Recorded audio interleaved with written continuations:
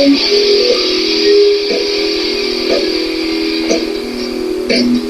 everyone, welcome to Logan's Mosh Pit. Glad to have you here. Do me a favor, please subscribe if you haven't already. Thanks a lot for tuning into a new episode of Rock and Read.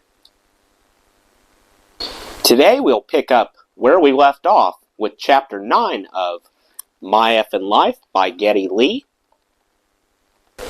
Let's see what happens next. In the space of 2 years, Nancy and I had lived the entire life cycle of your average romance. We had gone to London on holiday together, returned home only to break up and see other people. She became something of a disco queen at this time. Then tentatively started talking on the phone once more. The clincher was when her mom was away and she invited me over. I guess I'd been fending off the flu or something, because that evening I fell into quite a fever. She took care of me for a couple days and nights, and through that feverish flux, we reconnected and fell for each other all over again. Nancy was working in a law office where she was learning how, among other things, to deflect lascivious advances from the older lawyers, while seriously pondering a return to fashion school when we moved into an apartment above a Chinese restaurant, enduring top 40 hits all night through the floorboards whenever the owners forgot to turn off the radio before locking up. Actually, you could say it was mainly my record collection that moved in, because more often than not, I'd be on the road. We'd write to each other often and make sure of a weekly phone call, but being so far apart for so long was new and difficult for both of us. Mainly for her, I should say, as I was the one having adventures while she was at the office being chased around the desks. It wasn't just the long absences.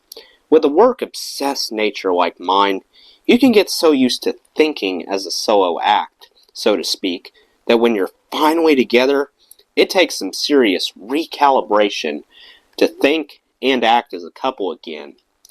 Given how shockingly high the failure rate is for relationships with musicians, I was fortunate that she was so independent, but it would still all come to a head some years later. I remember talking to Pete Way, the funny and affable bassist of UFO, about the difficulty of touring and keeping a relationship together. He was on his second marriage at the time. A true rock and roller, Pete loved being on the road, but his second wife was not so amenable. On the eve of one U.S. tour, he was so afraid of telling her he had to fly out of England again that he left the house on the pretense of running some errands, then phoned her from the train station. "Sorry, love, I just found out I have to, be on tour with the boys. Call you when I get there. Love you. Bye." He was such a good storyteller that I'm not sure if that really happened, but I suspect it did. He'd be married 6 times before he departed this world. Since by now, Rush was starting to be reviewed in the music and mainstream press, this is probably a good moment to acknowledge one of the more controversial aspects of Rush's sound: my voice. Oh, must we? John Griffin wrote in the Montreal Gazette that I sounded like a guinea pig with an amphetamine habit. In Circus, Dan Nuger said, if Lee's voice were any higher and raspier, his audience would consist exclusively of dogs and extraterrestrials. In 1979, perhaps kindlier, John Rockwell would comment in the New York Times, "Mr. Lee sings in a spare but unusual way, a brittle and androgynous tenor." I didn't realize at the time that I was, what did one critic call it? Shout screaming or something? When I listen back, it sounds to me like I'm talking in a really high voice and throwing a little melody in. But a lot of it is not melodic. It's controlled screaming, developed to cut through the density of the band in its earliest form. My voice had to cut through our heavy rock barrage, and as that whole blues-based rock attitude became more complicated, or sophisticated, or pretentious, depending on the descriptor you prefer, its bluesiness stood out even more, because suddenly, the context was no longer the blues. Whether critics liked it or not, it was a confluence of styles, a conversion from a blues-based band to more of a prog classically influenced one, maintaining a shouty, bluesy singing style. It was the first indication of an original sound for us. So yes, my style did come across to some as quite abrasive, especially before we began making records. But you have to put yourself back in 1974. It's all context, right? As I write in 2022, our collective ears have become much more open. We've heard every style of music, every kind of singer, bands way heavier than Rush, vocalists even shriekier than I used to be. So imagine you're a critic back then in a reverberant arena. There's this three-piece band you don't know, and this hairy guy is shouting at you. I get that if you consider yourself more sophisticated than the average music fan. Our 26 minutes on stage must have seemed like a loud mess. But we were truly into it, playing our parts with honest conviction, and raw or not, we were connecting with growing numbers of people. I guess sometimes the official tastemakers are the last to know. Although it was exciting as to be on tour in that way, playing such short sets each night was frustrating. Just when your fingers were starting to warm up, you were off the stage. You rarely had the time to jam out, not even during sound checks, which were occasional, brief, and mostly last minute. The routine being plug in, check monitors, dash off part of a song, and leave. Meanwhile, we had to be content with writing new songs backstage, in hotel rooms, or the backseat of cars, with just a couple of acoustic guitars. We got pretty good at imagining how a heavy riff might sound. In fact, some of our heavier numbers, including parts of 2112, were written that way, even if it wasn't much fun for the drummer. On stage, however, Neil and I were developing a feel for each other, and how very different he was from the fellow who had previously occupied the seat. John had a good, solid meter, but was a basic, hold down the beat type, whereas Neil had both power and complexity. What made our playing relationship so very special was our rhythmic chemistry, a musical intuition in sync from the start.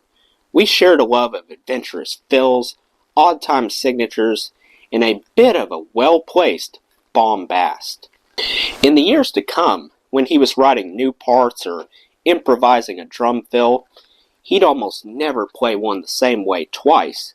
We'd develop a kind of ESP, so much so that we'd freak each other out sometimes, delighting in the moment with a wink or a grin. For a bass player to find a drummer with the exact same mindset is a rare and special thing. Over the next 2 months, we opened a bunch of shows for Kiss, and could not have been treated better. We got to know Gene, and Paul, and Peter, and Ace a bit, hanging out in the dressing room as they put on their makeup and costumes. There was little in their music that we wanted to emulate, but we learned a hell of a lot about the importance of professionalism from them.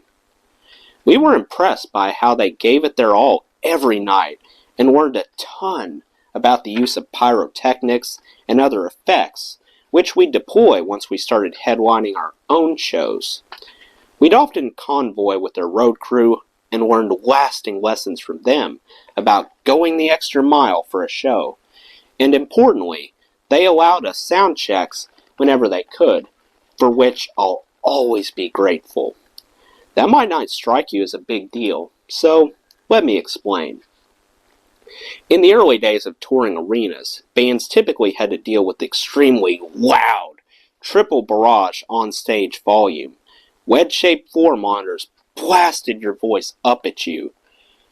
Amplifiers blasted you from behind, and side-fill monitors blasted all the instruments across the stage at a level even louder than the amps.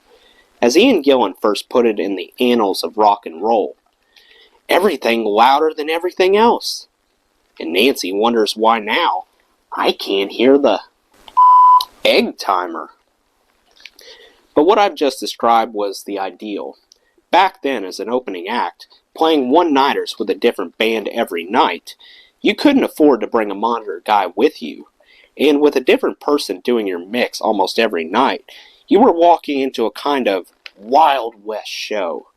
You're in some big barn of a building you've never seen before, with a sound system you don't know, and 10 minutes, if that, to get comfortable. And that's in the empty building.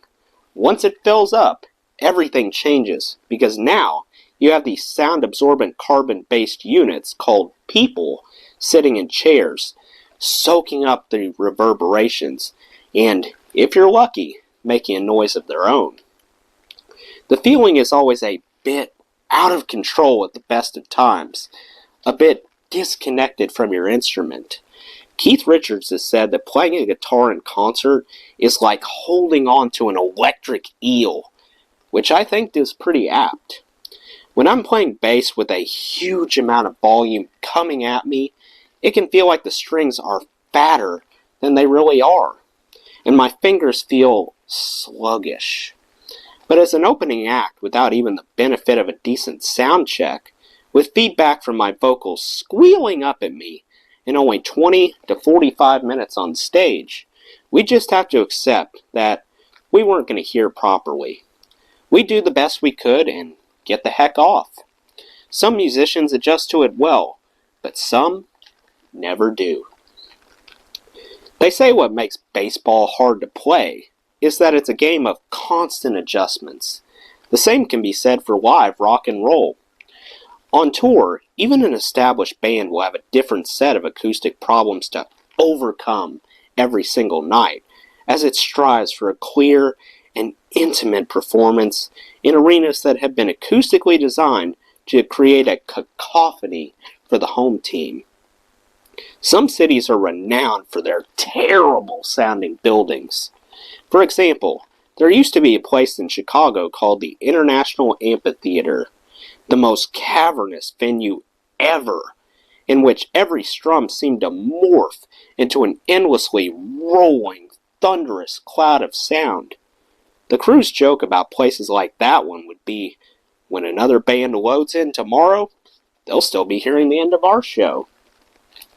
Then there was the Rosemont Horizon, in the suburbs of Chicago, with a very squared-off ceiling that slapped back so much noise it was a nightmare for both the mixer and the performer, but not necessarily in the same way or at the same time. Places like that might sound decent out front, but on stage, you'd be getting a reflection from somewhere that would drive you batty. At gigs like that, our sound man might come back after the show and say, "Great sounding room, boys," and we'd look at each other thinking, "Huh, really?" Bottom line is, in an unfamiliar and acoustically unfriendly building, a lot of young bands will come off stage bummed out, thinking they did a job. They're not even sure if they hit the right notes, because some rooms are tuned differently. Certain notes become exaggerated, making it hard to tell if your fingers were even on the right fret. You're wrestling in an environment with a particular tonality that's not conducive or sympathetic to hearing, and all the while, you're trying to sing in key. It's truly trial by fire, night after night after night. The layman may not fully understand how important sound checks are to a young band, but come to think of it, not all bands do either. We once did a bunch of shows where Angel opened for us. We made sure they got a sound check every day, but they never used it. So we'd go out and mess around on their gear and do their sound check for them. And Why didn't they use it? Almost on a daily basis, we would say to the crew, "Where are the guys?" And they would kind of sheepishly say, "Well, they're in the dressing room, doing their hair." Because Gene Simmons and Paul Stanley are both Jewish, I had an opportunity on that tour to reevaluate my own tribal roots. Having cast off the chains of religious dogma, I was starting at the time to look at my family differently. I began to see Jews as a race and not a religion. I wanted to celebrate the talented, successful, and especially the funny Jews. Ah, that's better. Gathering books by folks like Milt Gross, Groucho Marx, Lenny Bruce, and of course, Woody Allen. In my early teens, wanting so badly to blend in and be accepted at school, I used to deny my Jewish identity. How many times would I be introduced at a gathering as Geddy? He's a Jew, but he's okay. These small indignities ate away at my self-esteem, but I swallowed them for the longest time, grimacing inwardly, thinking that if the gang thought I was cool, then they'd decide that Jews in general were okay. As I grew older, I gained a more mature perspective, realizing by not standing up to them, I was helping to perpetuate a stereotype, and even being complicit in fomenting hatred for my own people. Now I was dredging up the Yiddish of my childhood, working assiduously on my lexicon and my pronunciation. Billy Crystal is so right when he says Yiddish is a combination of German and phlegm. This is a language of coughing and spitting. Until I was 11, I wore a raincoat. That's never more true than when Jews hurl curses at one another involving horrible imagery. I translate a couple of my favorites for you. May your eyes crawl out of your head. Leeches should drink him dry. I mean, who says stuff like that? It's one thing if you're directing it at a figure who deserves it. Hitler, for example. But most of the time, this kind of invective is thrown around after some banal argument, like over an unpaid bill. These grotesqueries can get fantastically elaborate, like the ever-popular, "You should grow like an onion, with your head in the ground and your feet in the air." Anyway, by 1974, I had become more confident and began to see with greater appreciation what my parents had endured, that thanks to their suffering, perseverance, and sacrifice, I was lucky to be here at all. I silently vowed to never let myself be the token Jew again, and began to wear a mezuzah around my neck wherever I went. But when we opened for Kiss in Texas, Gene Simmons came up to me, took hold of the pennant, and said, "You shouldn't wear that down here. It's dangerous to advertise you were a Jew." That kind of freaked me out. But I thought, well, he's an American one. He ought to know. And I'm not very proud to say, I took it off. I should mention that most of the anti-Semitism I've experienced was in my own backyard. I did come across a lot of on tour at that time, but their scorn was mostly for the combo of long hair, rock and roll apparel, and my prominent proboscis. This was the God-fearing post-Easy Rider, get the gun, Roy South, where they didn't like men who wore tight pants and looked like women, and Herb Tiny Tim Cawley was a handy point of comparison for your average kicker. His success did us long hairs no favors at all. Later on that same tour, I was stepping out of an elevator with Alex and Neil in Wichita, Kansas, when two heads in cowboy hats said to each other, "Now there's something you don't see every day." "Yeah? What?" "Horse on legs." Nice one, dudes. We ended our first stint with Kiss in Texas and dashed across America to the suburbs of Chicago to open a show with Steppenwolf and Canned Heat, then flew to Los Angeles for Don Kirshner's rock concert in ABC's In Concert, our first national U.S. television broadcast, and also our first time flying first class. Yeah! Mercury had ponied up for 4 seats, which meant one thing to us young sophisticates: free drinks all the way. We filmed In Concert at the Aquarius Theater. Pretty intimidating, with the likes of Donovan and Sly and the Family Stone on the bill. When we arrived the next night for Don Kirshner's, George Harrison was backstage, but we were way too shy to go up and say hello to an actual Beatle. He was there to support his friend Billy Preston, whose manners, I can tell you, had not improved one iota since we last met. Once again, he pretended that he didn't know us. Also, there was the Dutch band Focus, all of whose albums I had at home, and their beautiful solo LPs too. Never meet your heroes, they say, but those guys were as nice as you'd hope your influencers could be, even if the encounter wasn't much more than a handshake and a few kind words. Not wanting to be that guy who crosses the line from coworker to fanboy, I always tried to swallow my enthusiasm and play it cool, hoping there'd be an opportunity to talk about their music, but never expecting it. For years, I never considered myself a peer of my heroes. In truth, I still don't. In time, of course, you realize that heroes are just people with issues. With their issues revealed, you realize that they too have feet of clay. Then it was back on the road to Texas, then the Midwest, driving to and playing Kansas City, Lincoln, Nebraska, Oklahoma City, and Wichita in just 6 days. Headlining 4 of those gigs were the self-styled psychedelic Kings of Speed and Masters of the Universe, Hawkwind. If ever there was a musical equivalent to tripping, theirs was it. Dense and dreamy, hypnotic, and not a little demented. In short, a sound that went down well after a joint or two.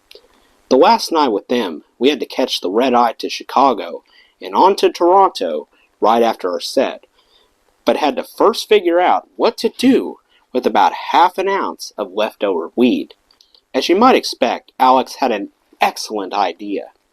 He had taken lately to rolling mind-bending joints in the shape of airplanes, complete with wings and engines, and the logo of our own imaginary airline, Zone Airways, inked on the fuselage. To honor this occasion, he rolled up one ginormous spaceship as a thank you gift to the band we had been supporting. We presented the reefer rocket, they lit it up, passed it aloft around the room, smoked the entire thing, and hit the stage without missing a beat. I mean, wow. That thing would have knocked most bands down, but it was just another day at the office for Hawkwind. We returned to Toronto to play our first ever gig at the historic and venerable Massey Hall. That place was packed with memories for me, as I had seen some of my favorite bands grace its stage: Cream, the Strawbs, and Genesis, to name just 3. Now, here we were, standing on that very stage as the opener for Nazareth. What a year it had been! And the gigs kept coming until we were off to the Northwest, also for the first time, then back down the coast to Los Angeles for 5 nights at the world-famous Whiskey A Go-Go, sharing the stage with the Butts Band, surely the worst name ever, but which featured 2 legendary musicians, former Doors members John Densmore and Robbie Krieger. It was hard to reconcile the club's wild reputation with the dumpy little place we found ourselves in, but playing the career-boosting venue was one of those must-do gigs, and an opportunity for us to work on some new songs that we'd soon be recording for what would be Fly By Night. Oh, stamina of youth! Since signing with Mercury, we had played more than 100 gigs. Now, it was time to catch our breath, enjoy the holidays, and psych ourselves up to record our second album. Terry Brown would be producing, having passed his first test with flying colors. But Fly By Night would, of course, be the first with Neil. We approached 1975 with our spirits high, not just as newly bonded friends, but a new band united by a dream of making better, more complex music together. Well, that's the end of Chapter 9. Let me know what you thought of this chapter in the comments below. That does it for today's video, guys. I hope you enjoyed. Make sure to like, comment, and subscribe if you haven't already. I really appreciate the support. I'll see you next time. Till then, rock on.